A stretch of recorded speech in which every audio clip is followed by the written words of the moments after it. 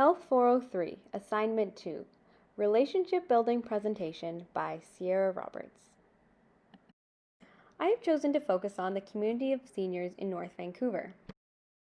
I am interested in working with this group as I find that this group is sometimes underappreciated and undervalued, and I really enjoy my time working with seniors. As well, I feel like I have a lot to learn from this group of people that have been around and had so many experiences in their life. For this presentation, I'll be focusing on the community of seniors in North Vancouver, BC. Seniors are vital members of the North Vancouver community. They are often volunteers, mentors, advisors, teachers, and caregivers. They are also a large part of the community, as seniors comprise 16% of the population in North Vancouver. Many seniors in North Vancouver are immigrants, and a report conducted by the City of North Vancouver found that seniors who are immigrants in North Vancouver prefer and feel more comfort within their own ethnocultural groups. These immigrant seniors are predominantly from China, Iran, the Philippines, and Korea. This report gathered information from ethnocultural groups to develop more accurate programming to more accurately meet the needs of these seniors. This report found that Iranian seniors living in North Vancouver found that language and finances were barriers to them in society. Chinese seniors also found language to be a barrier, while Filipino seniors did not find language to be a barrier while living in North Vancouver. The organization I chose to focus on was North Vancouver's Recreation and Cultures Seniors Programming. They have numerous seniors programs which feature social activities as well as convenient locations. Information about this organization can be gained online, over the phone, and on the website, which is offered in different languages to offer a more full service for all North Vancouver seniors. Example of services included are outreach programs supplying medical equipment, stamp clubs, arts and craft classes, and music groups. They are funded by the City and District of North Vancouver. What do I know about culture and norms in this community? I think first of all, I can't generalize cultural norms for this community because it is so diverse. But what I do know about many seniors is they do value trust and respect. I've also found that seniors often have special bonds because they have lived such long lives and sometimes have common experiences. I think to build future relationships with this community, I will need to spend more time learning from them about their cultures and norms to avoid making assumptions. What prejudgments or biases do I have? I think I often think of seniors as frail, unable to hear, or incompetent, which is not often true and could hinder my ability to properly build relationships with this community. What unique experiences do I have that others may not? Because I have worked for the elections as well as in a clinic where I often deal with seniors, I think I do have a lot of practice building relationships with seniors, which I think will help me in the future when I am trying to build relationships with this community. Positionality refers to the stance or positioning of the research in relation to the social and political context of the study, the community, the organization, or the participant group. I am positioned in North Vancouver and have grown up there, which I think will help me when working with this community. But as a middle-class student, I don't think that I will have the same or any close to similar experiences as this community, which may inhibit me to fully understand and build relationships with them. Intersectionality. This includes looking at all aspects and components of a person or community.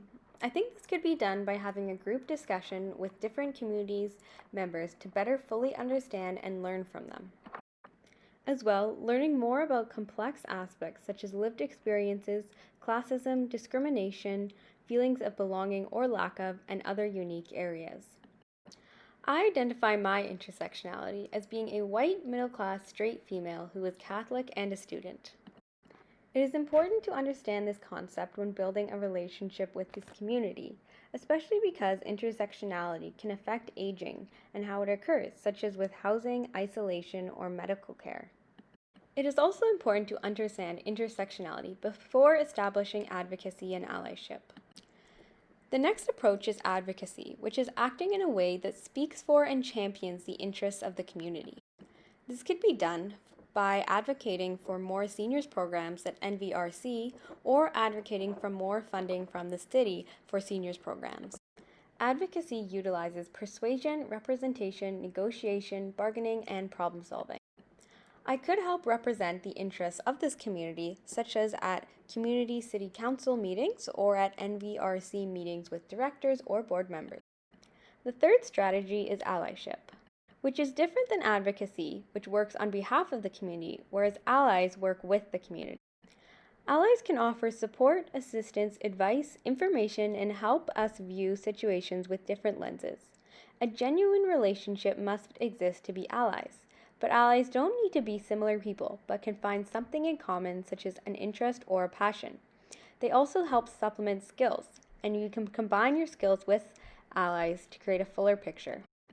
I think this could be done with the seniors community by talking with them about what they would like to see improved with them and their community and helping work with them to get these improvements done, particularly at NVRC.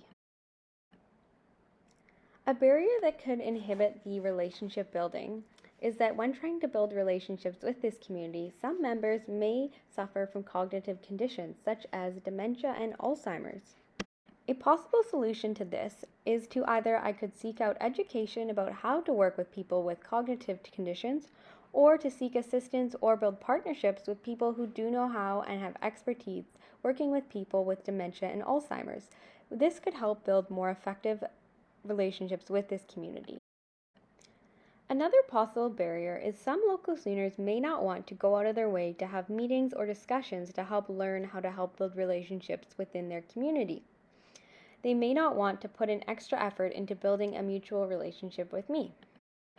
A possible solution to this could be meeting the seniors in places they already are, such as after church, after cards, or in seniors' homes.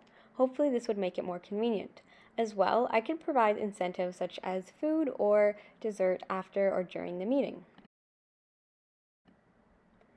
Cultural safety is enabled when power imbalances are recognized and addressed. The outcome of this is an environment without racism or discrimination, and people feel safe. Practicing cultural humility includes self-reflection on biases to allow for respectful relationships and processes built on mutual trust. It is important to establish myself as a learner when understanding other people's experiences. I would like to consult with other people who have worked with this community on how to best be culturally safe, as well as if it is appropriate, I would like to consult with the community itself on what they would suggest as well. I think the biggest thing I would like to do is to make sure to continually situate myself as a learner. I think this would really help me to be more culturally safe and be more culturally humble. If I am situated this way, I think it will help me not let my own biases influence how I am treating the community. To ensure and to judge if I am meeting up to these standards, I would like to check in with those around me to see if they feel culturally safe with me, and continually check in with the above definitions to ensure they match my behavior. I found this checklist that can help me and the organization I am working with know if we are being culturally safe. I plan to use it to help myself ground myself to know if I am being culturally safe or not, and as a check-in. This list includes culture and diversity is a part of the organization vision and culture, policies and procedures in place to support cultural diversity and to prevent racism and sexism. Tensions and conflicts are resolved in a way that respect people's differences, different ways of dealing with conflict. People are acknowledged and valued for their contributions.